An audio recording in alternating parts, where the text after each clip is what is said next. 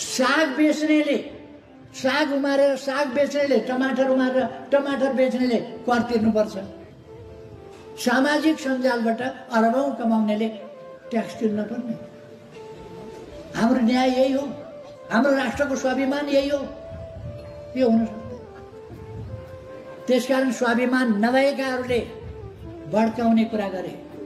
यो राष्ट्रिय स्वाभिमानको प्रश्न दर्ता हुन्थ्यो यस्तै तत्त्वहरूले भाँडेर दर्ता नभएको उचालेर।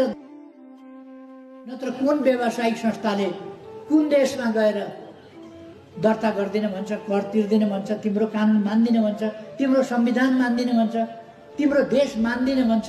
कसले भन्छ? कसैले भन्दैन। तर यहीँ भित्रबाट उचाल्यो, त्यसलाई पनि माध्यम बनाउन खोज्यो। त्यसर्थ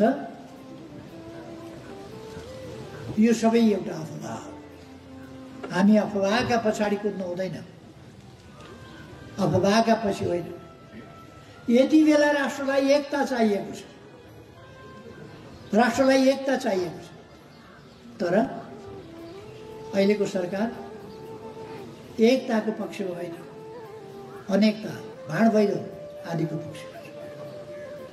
यसबाट देशलाई जोगाउनका लागि लोकतान्त्रिक शक्तिहरू एक ठाउँ मिल्न पर्दछ र